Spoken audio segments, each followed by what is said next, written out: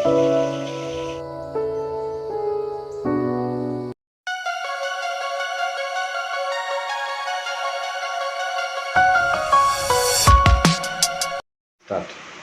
Morning, সবাই কেমন আছো? আশা করি ভালো আছো, আমিও ভালো আছি। আজকে বৃহস্পতিবার, সঞ্জীবের ছুটি। সঞ্জীব বাবু আজকে বাড়িতে, আর বাইরে খুব নাগাড় বৃষ্টি পড়ছে এখন।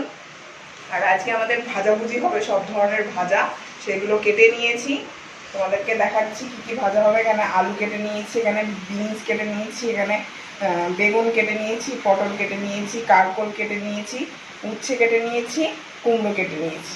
আর এইটুকু হচ্ছে মাছের জন্য প্রিপারেশনটা করে রেখেছি।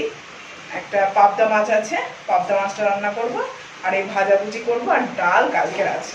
মানে আজকে 5-6 রকমের ভাজা হবে, ডাল হবে, পাবদা মাছের তরকারি হবে, ব্যাস এটুকুই। পরিষ্কার খাবার, পরিষ্কার ফ্রেশ। অনেকদিন থেকেই বলছি একদিন যেদিন তোমার ছুটি থাকবে ভাজা করব। যাক আজকে ভাজা হচ্ছে। চলো, এখন পাবদাগুলো ভাজা চলছে। বাবা কি বড় বড়, দুটো তো একদম বড়, দুটো বড় দুটো ছোট। মাছটা আমাদের আপাতত কমপ্লিট হয়ে গেল, এবারে ভাজাগুলো বাকি রইল। কি কি জানেন, কষা, তাই তো?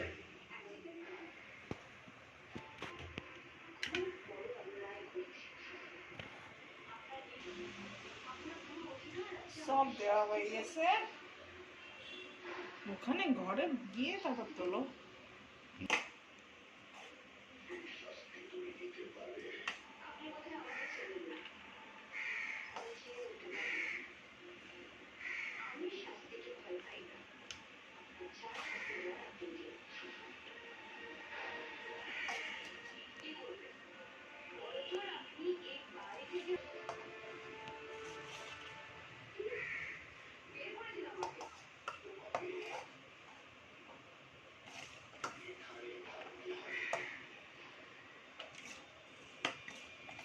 দেখো আমরা এত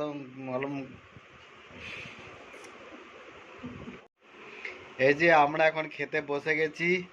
দেখো রুম্পাজকে কি বানিয়েছে, কত রকমের, তোমাদেরকে একটা একটা করে দেখাই।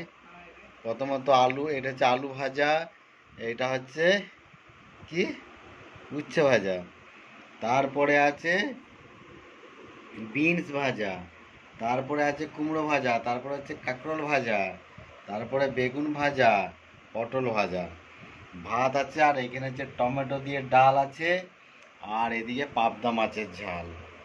পাবদা মাছের বড় বড় মাছ জাত করে রেখেছে, এত খেতে পারবো কিনা তার ঠিক নেই।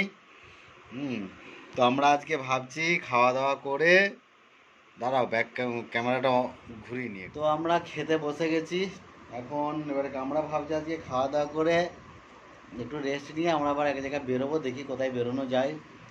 আগে থেকে বলে রাখলে সে জায়গায় যাওয়া হয় না। তো যাকে চলো খাওয়া দাওয়া করে নিই, দিয়ে বার হবো।